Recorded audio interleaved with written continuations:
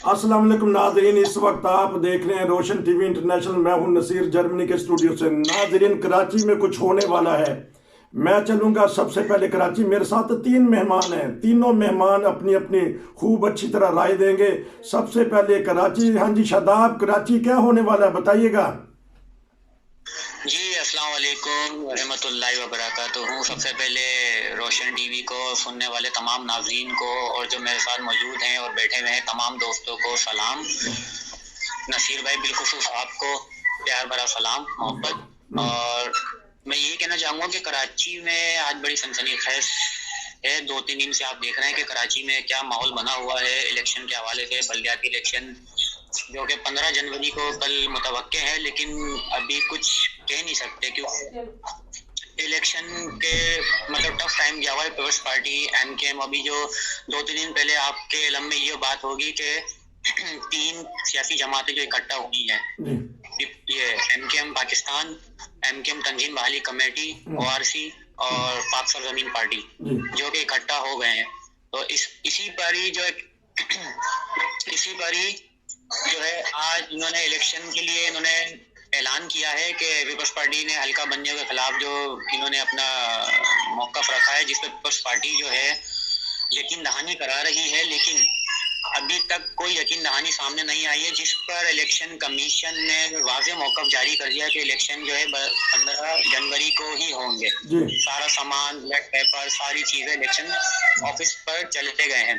तो अभी देखें कि थोड़ी देर में एमकेएम पाकिस्तान एक प्रेस कॉन्फ्रेंस करने वाली है जिसका मौक़िफ़ सामने आ जाएगा। और लेकिन हमारे पास जो इतलात है, जो मेरे ज़राए से रिपोर्ट आ रही है, ज़्यादातर इतलात ये है कि एमकेएम पाकिस्तान जो है हुकूमत से अलहदगी का ऐलान करेगी। अच्छा, आपने बड़ी खबर दे दी है कराची से नाजरीन के। कराची में कुछ होने वाला है, अभी एक प्रेस कॉन्फ्रेंस होगी। मैं चलता हूँ स्वीडन। हमारे भाई हैं अब्दुल कयूम साहब, मैं उनसे कहूँगा कि हमारी तरफ से, रोशन टीवी की तरफ से अजहार ताज़ियत कर दीजिएगा। आज फिर बहुत बड़ा हमला कर दिया था दहशत गर्दों ने। हमारे पुलिस के जवान जो वह हैं शहीद हो गए हैं। क्या वजह है कि सियासतदान अपना खेल खेल रहे हैं। इधर से हमारे जो सिक्योरिटी फोर्सेज हैं वो शहीद हो रही है, जानें निछावर करने हैं। कुछ हमारी तरफ से ताज़ियत कर दीजिएगा और इसका हल भी तो कोई बताए। और सियासतदान क्यों अपनी अना में लगे हुए हैं, जी बताइएगा। स्वीडन।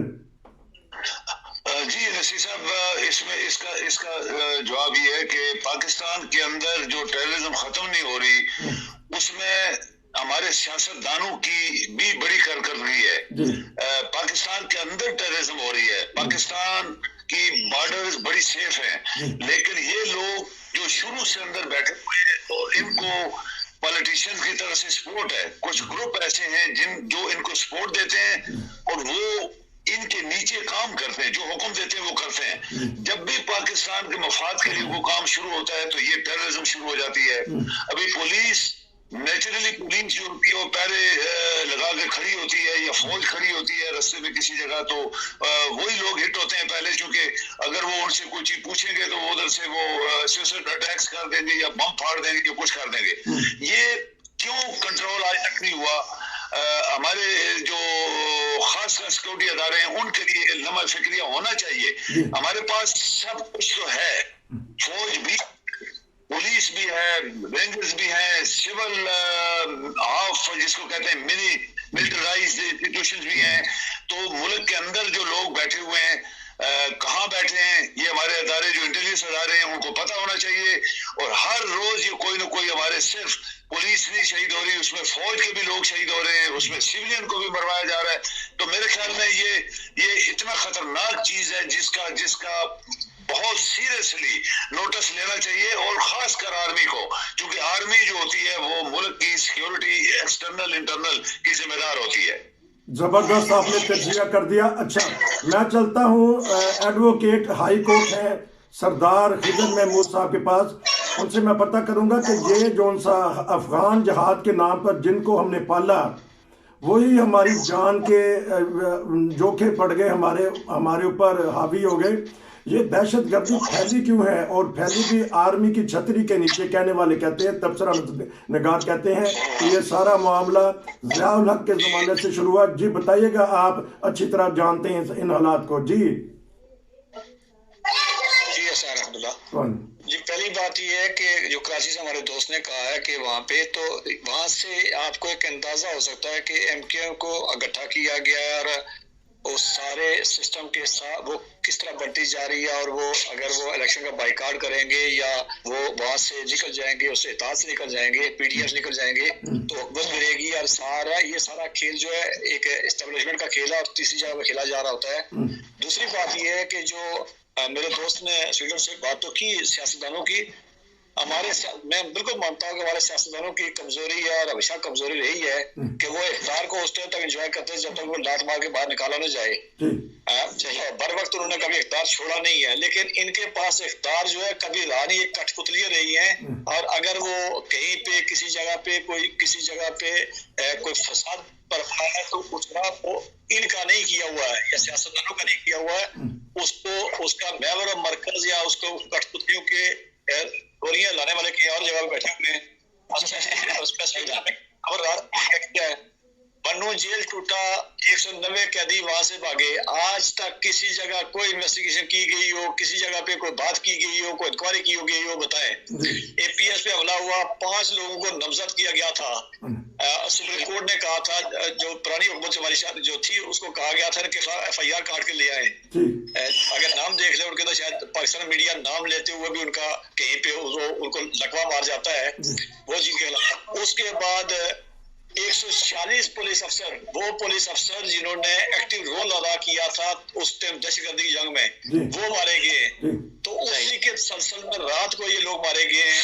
یہ گڈ بیڈ طالبان کی جو ٹرم جو ہے یہ سیاستدانوں کی نہیں تھی، یہ کسی اور کی تھی، جس سے میرے دوست سویڈن سے ریکویسٹ کر رہے ہیں، اور بالکل یہ انہی کا کیا کرتا تھا اور انہی کو روکنا ہے۔ روز آپ کے ایک ہفتے میں 20 سے 25 سپاہی جو ہیں غریب گھروں کے، آپ کو اگر پنجاب، سندھ، بلوچستان، کشمیر کہیں جانا نصیب ہو تو آپ روڈ پہ دیکھیں گے کوئی گلی محلہ ایسا نہیں ہے جہاں شہید فوجی سپاہی کی قبر کا کتبہ بورڈ لگا ہوا نہ ہو۔ اتنے قربانیاں آپ نے 71 کی جنگ میں نے دی، 65 کی جنگ میں نے دی، 48 کی جنگ میں نے دی، کارگل کی جنگ میں نے دی، جتنے اس وار اگینسٹ ٹیرر کو دے چکے ہیں۔ اور یہ لگاتار میں لفظ کہا کہ 20 فوجی جو ہے وہ پر ویک کے حساب سے، ایک اندازہ یہ ہے کہ یہ ہمارے شہید ہو رہے ہیں، تو آپ اندازہ کر لیں کہ اگر ایک ماہ کے 60 ہوئے تو سال کے کتنے مرتے ہیں، یعنی سال کے اندر ایک پوری یونٹ ہماری جو ہے وہ کہیں پہ وہ شہید ہوتی جا رہی ہے۔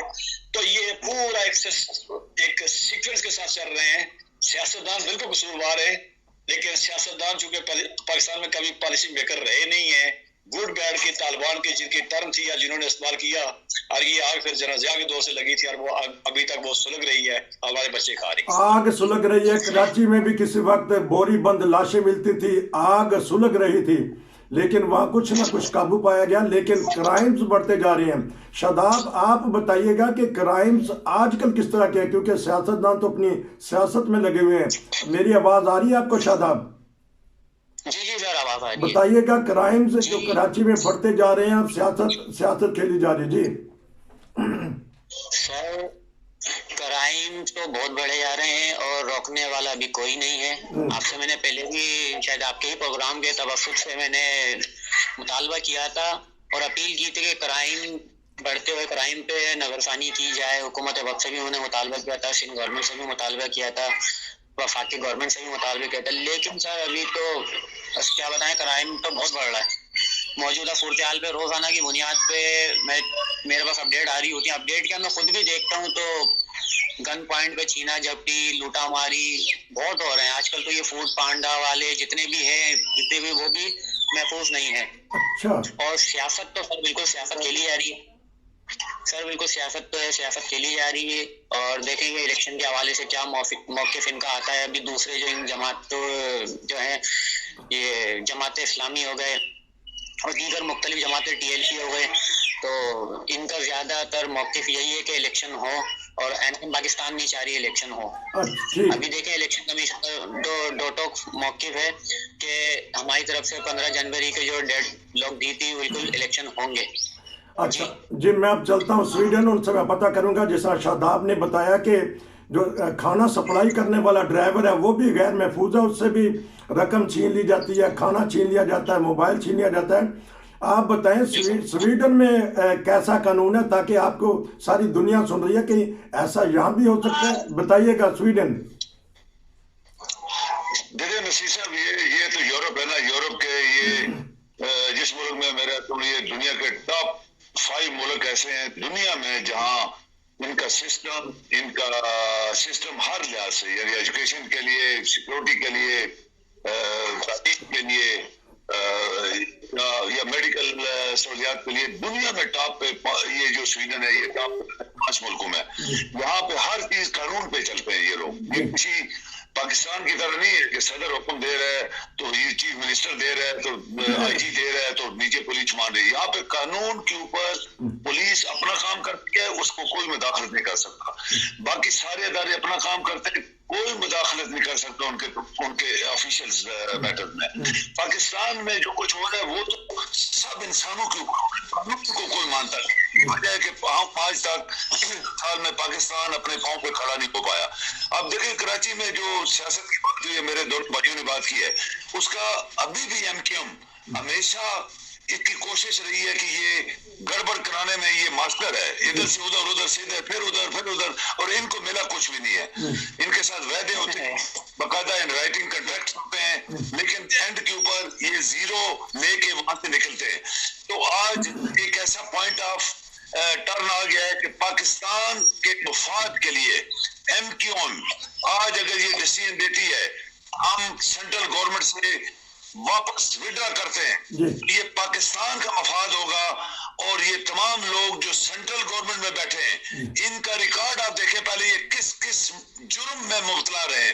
تو کم از کم پاکستان کی عوام جو ہے ایک تو سٹیپ ایم کیو ایم کا اپریشیٹ کرے گی اور پاکستان ایک دفعہ پھر ایک ایسے ڈگر پہ آئے گا کہ آگے موو فارورڈ کرنے کے لیے وہ ڈیسیژن کر پائیں گے. تو ایم کیو ایم کو وہ تمام لوگ جو ایم کیو ایم کے جہاں بیٹھے ہیں یہ فیصلہ کریں پاکستان کے مفاد, پاکستان کے لوگوں کے مفاد میں, اور اس کرمنل گورنمنٹ سے جس کو یہ امپورٹڈ گورنمنٹ کہتے ہیں. امپورٹڈ گورنمنٹ کا نام بہت غلط ہے, یہ تو اندر کے لوگ ہیں اور انہوں نے بڑے بڑے کرائم کیے ہوئے ہیں. تو ان کے خلاف فیصلہ دیں عوام کے دل جیتنے کے لیے اور پاکستان کے اندر یہ بتانے کے لیے کہ ہمارے اندر جرأت ہے. یہ ٹائم ہے جو ابھی ایم کیو ایم پلے کر سکتی ہے. اگر کر دے گی تو پاکستان کے لوگ ان کو اپریشیٹ کریں گے, ان کے ساتھ ہو جائیں گے. ان کو یہ جو ووٹنگ ہو رہی ہے اس میں اگر کوئی الیکشن ہوئے تو ان کو باقاعدہ سپورٹ بھی کریں گے پاکستانی عوام. لیکن ٹائم ایسا آ گیا ہے کہ اس وقت ایم کیو ایم پاکستان کے مفاد میں فیصلہ کرے, پاکستان کے مفاد میں فیصلہ کریں. میں چلتا ہوں سردار خضر محمود صاحب کے پاس جو ہائی کورٹ کے ایڈوکیٹ ہیں. یہ بتائیے گا وزیر اعلیٰ پنجاب پرویز الہی نے قربانی کر دی. اب یہ کون سی قربانی ہے؟ صدقے والی قربانی ہے؟ کون سی قربانی ہے؟ اب تو وہ بائے بائے ہو گئے. انہوں نے یہ قربانی دے کے زیادہ حصہ لیا ہے. اور کیا دیکھ رہے ہیں آنے والے دنوں میں پنجاب میں؟ جی اب آواز آ رہی ہے میری؟ سردار خضر محمود آواز میرے خیال کٹ گئی ان کے ساتھ. اچھا اب پھر دوبارہ شاداب آپ بتائیے گا کراچی کے بارے میں. جماعت اسلامی اس دفعہ وہ بہت ساری متحرک ہو کے آئی ہے. کیا دیکھتے ہیں جماعت لے کے جائیں گی کچھ سیٹیں؟ جی آپ مجھ سے پوچھ رہے ہیں؟ ہاں جی میں آپ سے پوچھ رہا ہوں کیونکہ وہ لگتا ہے کہ ان کا کنیکشن کٹ گیا ہے. میں کوشش کرتا ہوں ان سے رابطہ کرنے کی. جی ہاں جی میں آپ سے پوچھ رہا ہوں جماعت اسلامی کیا کردار ہے اس وقت کراچی میں؟ جی جماعت اسلامی جو ہے اس بار بہت متحرک ہو کر بہت منظم ہو کر کے بھرپور طریقے سے جوش جذبے کے ساتھ اتری ہے میدان میں. جماعت اسلامی حافظ نعیم الرحمان صاحب نے ابھی تھوڑے دن پہلے بھی جو ہے ابھی ایک دھرنا دیا تھا. انہوں نے البتہ کیا تھا کہ الیکشن ہو. اس سے پہلے بھی کئی بار الیکشن. آواز آ رہی ہے میری؟ ہاں جی آپ کی آواز آ رہی ہے. لگتا ہے وہ بھی مل گئے ہیں سردار صاحب. ہاں جی بولیے گا, بولے. جی اس سے پہلے بھی کئی بار جو ہے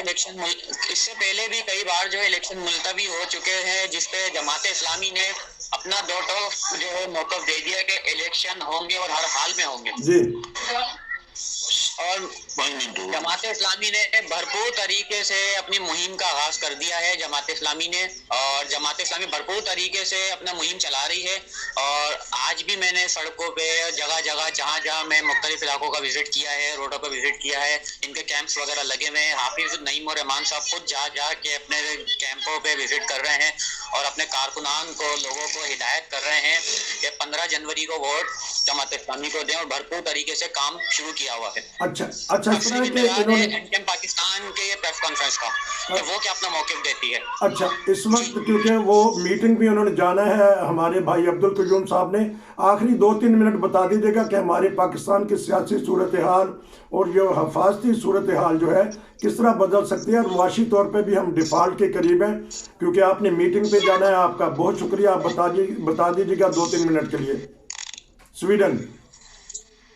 جی نصیر صاحب دیکھیں, پاکستان جس حالات سے گزر رہا ہے وہ بہت خطرناک حالات ہیں. دیکھ آپ کے معاشی جو سچویشن ہے وہ بالکل دنیا کے سامنے ہے, پاکستانی لوگوں کے سامنے ہے, وہ بالکل زیرو ہے.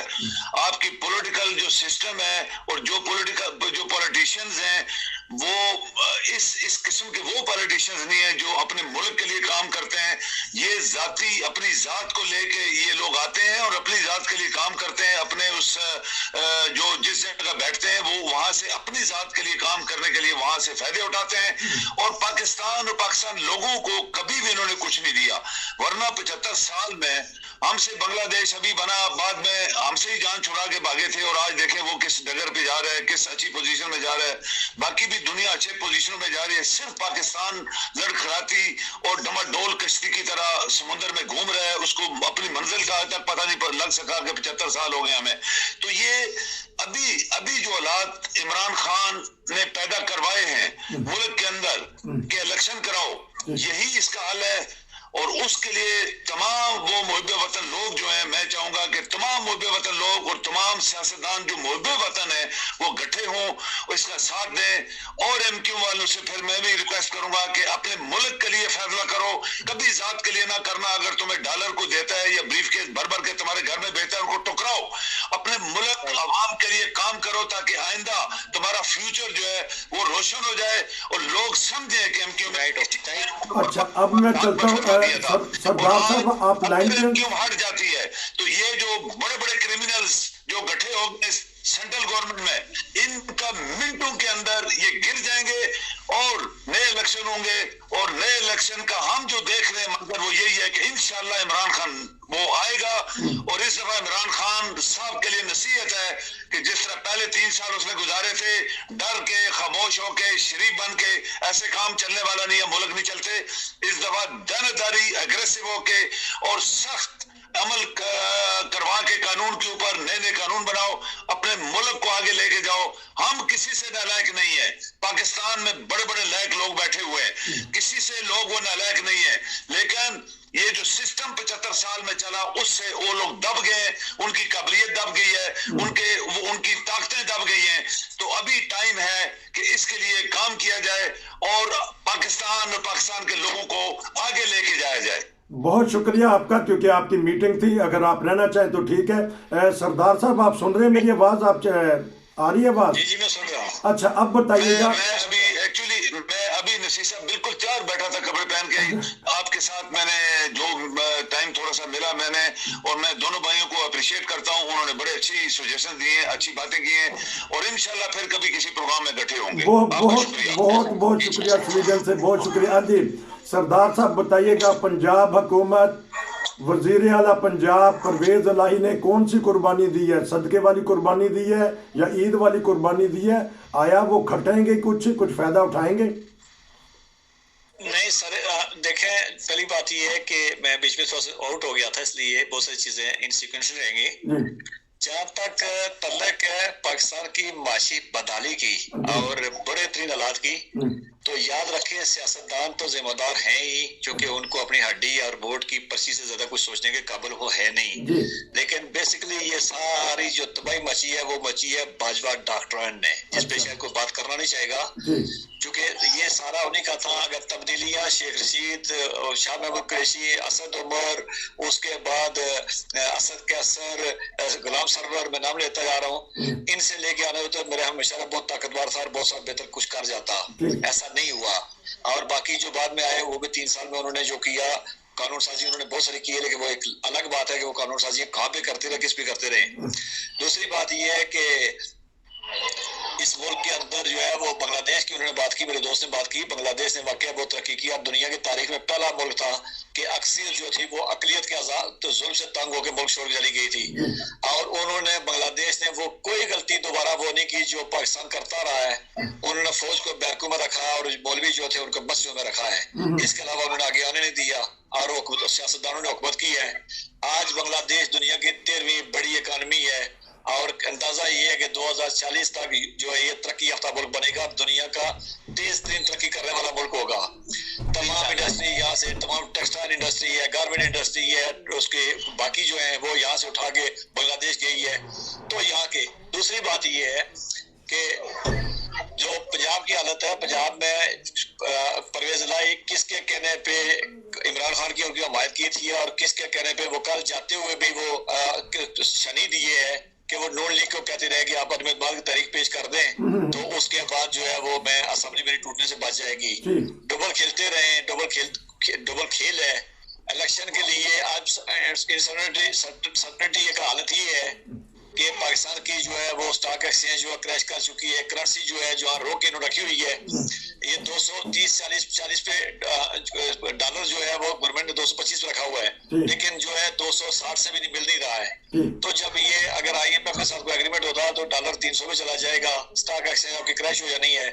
الیکشن کے لیے آپ کو پیسہ چاہیے، کم از کم آپ کو 40-50 ارب روپے چاہیے، تو 40-50 ارب کہاں سے آئے گا؟ یہ الگ بات ہے کہ سیاستدانوں کی ہمیشہ خرچیاں ختم نہیں ہوتی ہیں. اور دیکھیں ایم کیو وغیرہ آج نکلتی بھی ہے، اور کچھ لوگ کہنے والے یہ کہتے ہیں کہ جو موجودہ حکومت جو بیٹھی ہوئی ہے، پی ڈی ایم کی حکومت بیٹھی ہے، وہ بھی بے بس ہو چکے ہیں. وہ صرف لولی پاپ دینے کے لیے چکر میں عوام کو کہ جی ہم کہیں گے، ہم باہر جا کے ہم کہیں گے یہ ہے. الیکشن کے سیریس وہ ہے نہیں ہے. اسلام آباد میں بلدیاتی الیکشن ہوتے ہیں، انہوں نے روک دیا، ہائی کورٹ کا اعلان ہوا، انہوں نے نہیں کروائی. کراچی میں جو جس طرح کا وہ نکلنا چاہ رہے ہیں الیکشن سے، وہ بھی سب کو معلوم ہے. اسی طرح وہ پنجاب میں بھی الیکشن، اگر پنجاب کے پی کے اسمبلی ٹوٹی ہے تو وہ الیکشن کی طرف خوشی سے جائیں گے نہیں.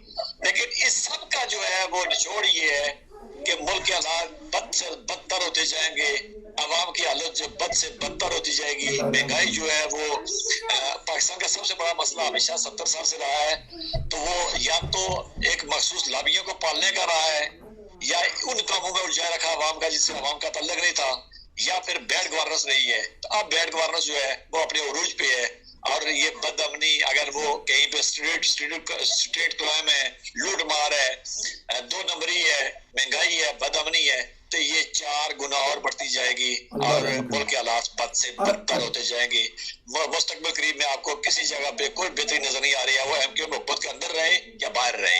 الیکشن ہو الیکشن نہ ہو، پنجاب میں ٹوٹے نہ ٹوٹے، طالبان والا معاملہ جو ہے وہ ان کا مورال بھی آئی ہے، اور وہ ان کے معاملات بھی زیادہ بہتر ہیں، وہ ان کے حمایتی بھی زیادہ بہتر ہیں، اور اس کے بعد یہ ساری چیزیں. اس لیے ملک جو ہے جس اینگل سے آپ دیکھیں گے آپ کو اندھیرا ہی نظر آئے گا، اور اس اندھیرے کے سوائے کچھ نظر نہیں آ رہا. اللہ اپنا فضل فرمائے ہمارے ملک پہ. شاداب اگر آپ کچھ کہنا چاہتے ہیں تو ہم آپ سے شام کو آپ وہاں سے بریکنگ نیوز دیجیے گا، فلم بھی بھیجیے گا، خبریں بھی دیجیے گا. کچھ کہنا چاہتے ہیں؟ ورنہ تو پھر اجازت نہیں ناظرین سے. جی سر، میں یہی کہنا چاہوں گا نصیر بھائی کہ ابھی پریس کانفرنس شروع ہونے والی ہے، اور میں ابھی جو ان کے گراؤنڈ میں موجود ہوں، اور میں آپ کو پھر پریس کانفرنس کے بعد میں آپ کو ساری اپڈیٹ ان کی ڈیٹیل بتاؤں گا. زیادہ تر میرے پاس اطلاعات یہی ہے کہ یہ حکومت سے علیحدگی کا آپشن رکھیں گے. اچھا، حکومت سے علیحدگی کا آپشن رکھیں گے. دیکھتے ہیں کہ آنے والے حالات کس کروٹ بیٹھتے ہیں. ناظرین، ہم نے یہ تجربہ شروع کیا ہوا ہے، 3-4 مل کے ہمارے تبصرہ نگار تبصرہ کرتے ہیں بھرپور. उम्मीद है कि आपको पसंद आएगा और सब्सक्राइब करना ना भूलें, दूसरों को भी बताएं कि बेहतरीन चैनल जो है रोशन टीवी इंटरनेशनल चैनल बन चुका है, जहां आपको तरह तरह के प्रोग्राम मिलते हैं। दोनों तीनों भाइयों का बहुत बहुत शुक्रिया। इंशाल्लाह दोबारा मिलेंगे। नसीर को इजाज़त दीजिए जर्मनी की स्टूडियो से। अस्सलाम वालेकुम।